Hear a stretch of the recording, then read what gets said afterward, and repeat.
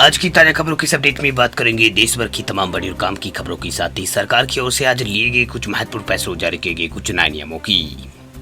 तो बुलेटिन शुरुआत करते हैं पहली बड़ी खबर से। तो ओटीटी के लिए नियमों को लेकर चर्चा जल्द। 10 डिजिट के नंबर से आने वाले अनचाहे कॉल्स पर अब लगेगा लगाम।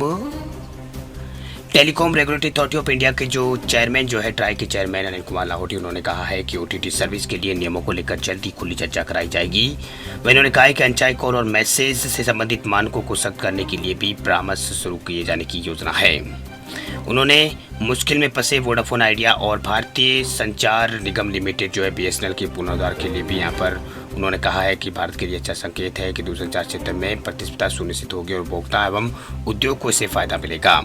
वहीं एक सवाल पर उन्होंने कहा है कि ओटीटी परामर्श एक संसदीय समिति की सिफारिश के बाद शुरू किया जाएगा, लिहाजा ये पूरा होगा, हम अपनी सिफारिश यहाँ पर देंगे। उन्होंने कहा है कि अनचाहे कॉल के नियमों में बदलाव होगा। सामान्य 10 डिजिट के नंबर से आने वाले अनचाहे कॉल पर अंकुश लगाने के लिए प्रणाली को सख्त बनाया जाएगा। चलिए बात अब करते हैं अगली बड़ी खबर की। तो अगली बड़ी खबर देखिए, पर्सनल लोन लेने वाले लोगों के लिए बड़ी खबर देखिए। पर्सनल लोन ले रहे हैं तो ध्यान दें, बैंक आपसे इंचार्ज के नाम पर भी वसूलेगा मोटी रकम। पैसों की जरूरत को लेकर पर्सनल लोन लेने का विचार अगर आप बना रहे हैं तो ये जानकारी आपके लिए काम की होने वाली। दरअसल पर्सनल लोन लेने वालों के साथ बैंक अपने ग्राहकों से हर स्टेज पर अलग अलग तरह के चार्ज लेना शुरू कर देते हैं। लोन के साथ प्रोसेसिंग चार्ज से लेकर ईएमआई भूलने तक के पैसे देने पड़ते हैं। वही आज की इस वीडियो में आपको पर्सनल लोन से जुड़े कुछ अलग अलग चार्ज को लेकर यहाँ पर जानकारी दे रहे हैं। दरअसल जो प्रोसेसिंग चार्ज है उसके बारे में बताएंगे। प्रोसेसिंग चार्ज है पर्सनल लोन लेने वालों के लिए बैंक प्रोसेसिंग चार्ज के नाम पर एक मोटी रकम वसूलती है। हालांकि हर बैंक अपने ग्राहकों से अलग अलग प्रोसेसिंग फीस लेते हैं। अमूमन ये चार्ज लेने की रकम 2.5% होती है। इसके अलावा वेरिफिकेशन चार्ज और डुप्लीकेट स्टेटमेंट चार्ज और जीएसटी और ईएमआई भूलने पर भी चार्ज बैंक लेती है। तो अगर आप पर्सनल लोन ले रहे हैं तो इन चार्ज का आपको वो यहाँ पर बैंक आपसे मोटी रकम वसूलेगा। चलिए बात अब करते हैं अगली बड़ी खबर की। देश के 49 शहरों में आज इस वजह से बैंक रहेंगे बंद। देश में 49 शहरों में आज बैंक बंद रहने वाले हैं। ऐसे में अगर आपका भी बैंक से संबंधित कोई काम है तो आपको जान लेना चाहिए कि आज बैंक नहीं खुलेंगे।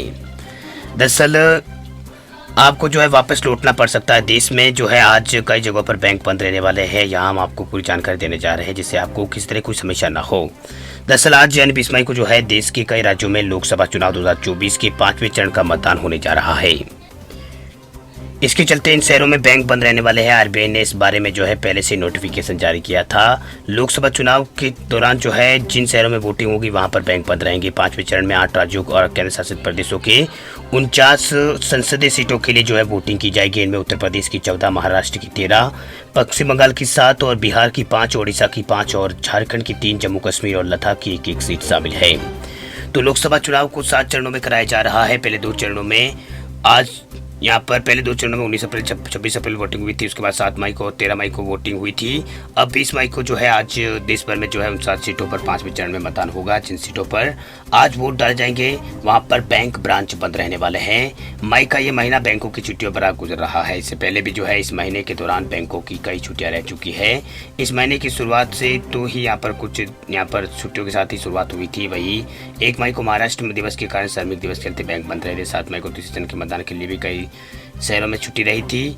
जिन जगहों में मतदान होगा उसमें महाराष्ट्र के धुले, डिडोरी, नासिक और पालघर, भिवाड़ी, कल्याण और मुंबई और उत्तर पश्चिम मुंबई, उत्तर पूर्वी मुंबई और ये कुछ इलाके हैं जहां पर वोट वगैरह होने वाले हैं। तो बैंक वो बंद रहेंगे।